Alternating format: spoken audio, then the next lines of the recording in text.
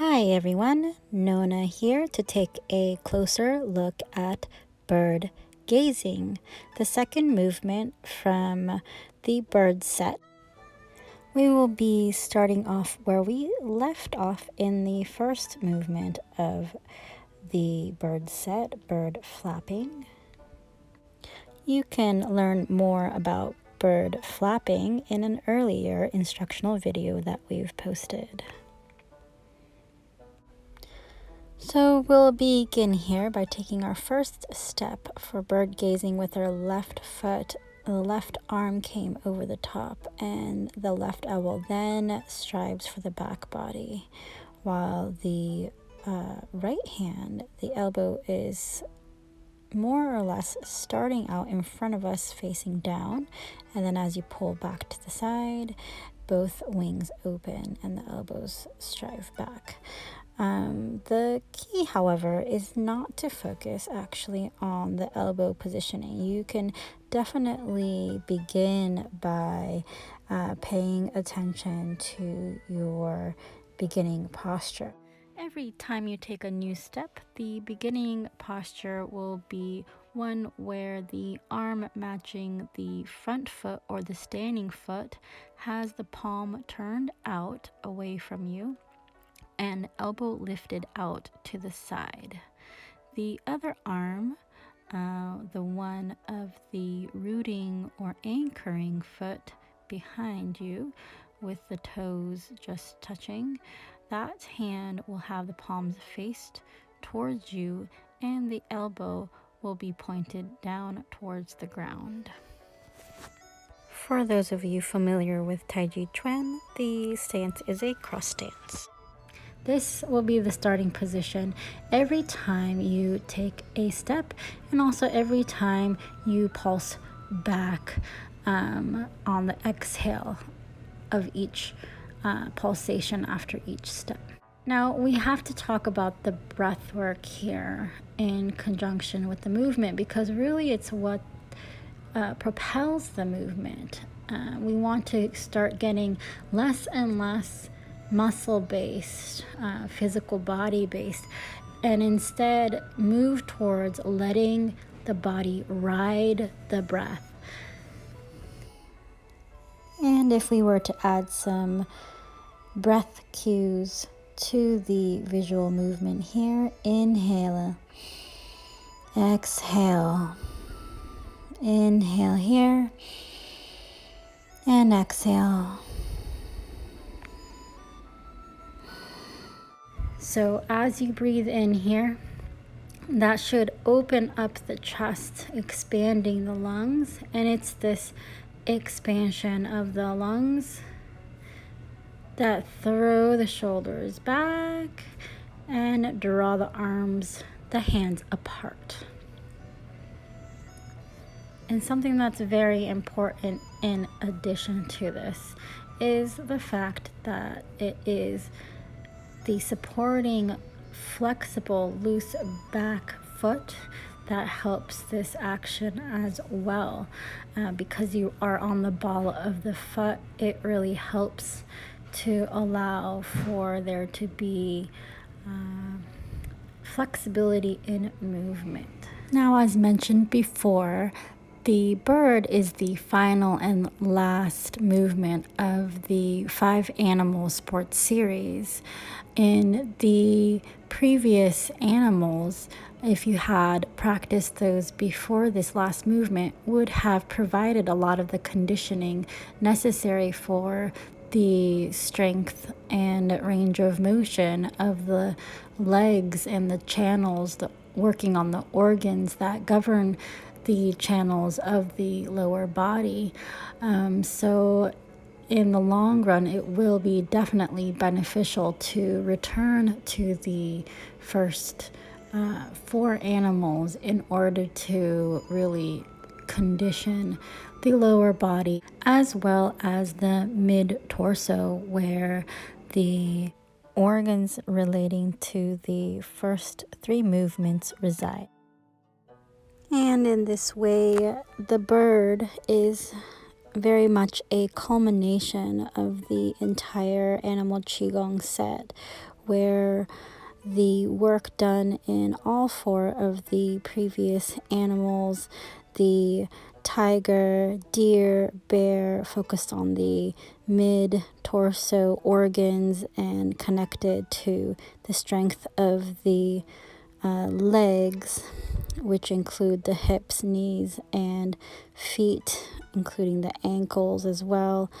And the monkey, which provides the playful spirit and the vibrancy that can be gained from being strong in those areas and really tying things together in an energized way. Here the bird now focuses on integrated, interrelated, connected movement that provides the conditions for allowing movement to occur in a very relaxed and freeing way.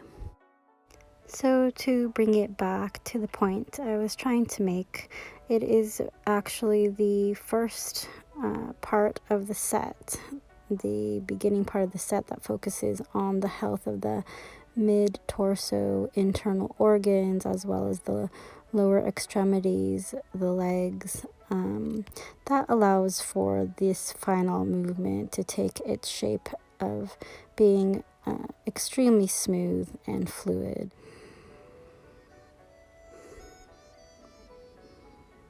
Now, that said, even if you have not been practicing the first 4 animals of the 5 animal sports series, have no fear.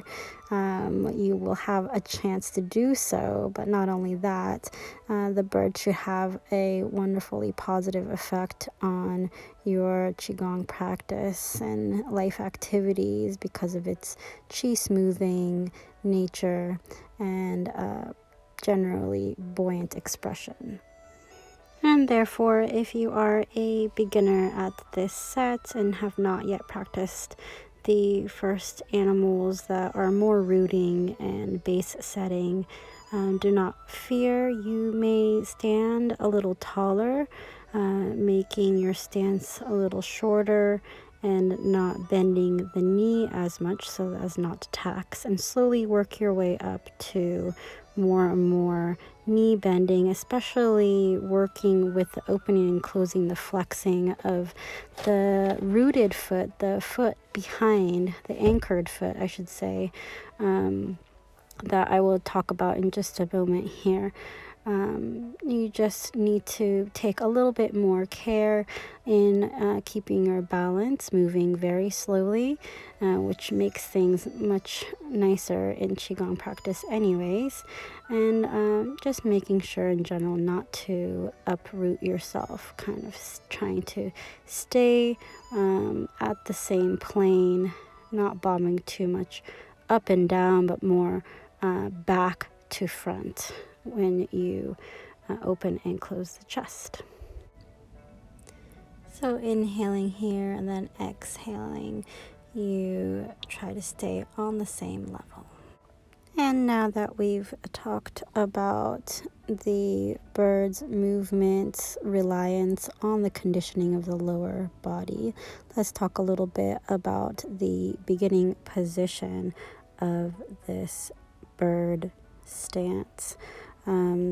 When you take a step forward, the standing leg's foot, the toe is going to be turned slightly out when you place your weight on the foot. So a slightly out position, a slight toe out position. And then as you shift the weight onto that standing foot, and you do this by pushing into the ball of the back foot, that back foot stays anchored as if you would push off it to take a step forward, but instead the exhale causes the weight to sink back onto the foot slightly, and that energy gets absorbed in those joints there.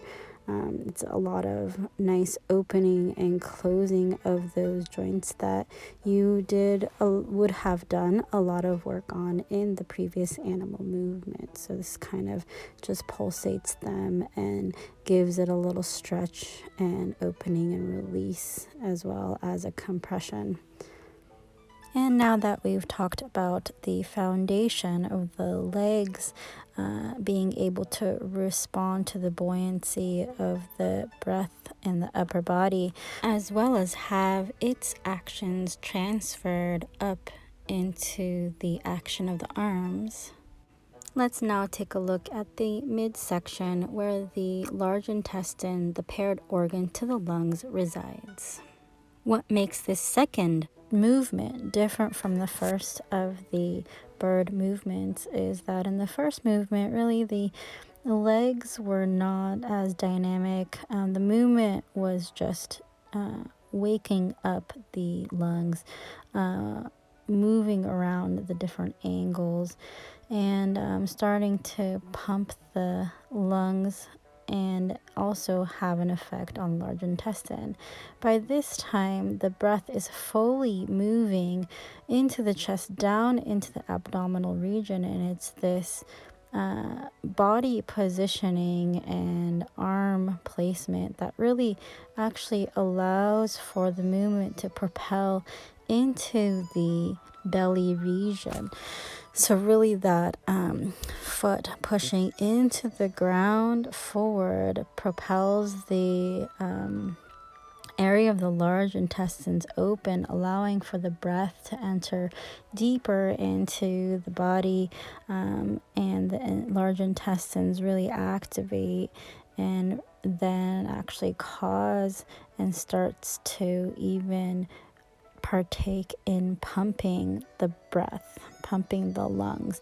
And that's exactly what we talk about in a lot of our Tai Chi and Qigong practices, is how do we get that lower abdominal breathing, while yes, we have chest breathing. It was more in the first movement that the chest breathing was starting to awaken the abdominal area, the large intestine, and now we're moving into a physical positioning that allows for the breath to travel deeper, and now have it be a very much a belly breathing, a lower dantian breathing. And of course the large intestine is a part of the lower dantian, the physical structure of that lower dantian, we should say.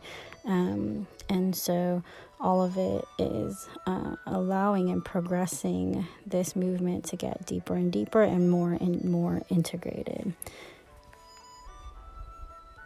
And now to close our session here, I'd like to invite you to take this starting position for this movement, the second movement of bird gazing, by placing your right foot in front, toes slightly out, and the left foot as if you had just taken a step forward with the toes just anchored and the heel lifted.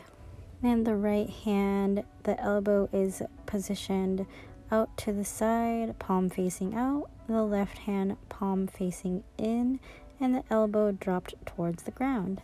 This is the beginning position for this movement. And once you have this position, go ahead and begin by beginning your inhale, allowing the chest to begin opening with the inhale, and at the same time pushing through the back foot so that the pelvis starts to move forward.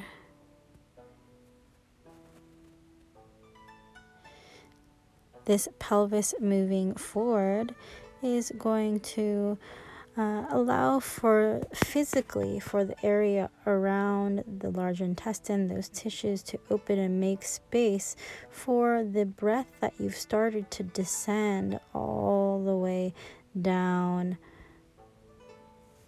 into that region.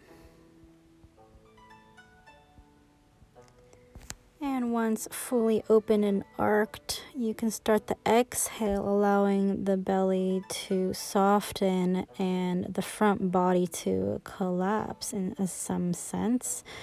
Just soften enough for the chest to close, pumping the exhale out.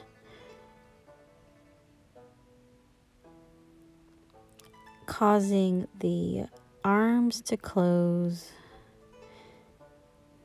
And also that creating a slight tilt back in the pelvis and the weight that allowing some of that energy to go down the back leg.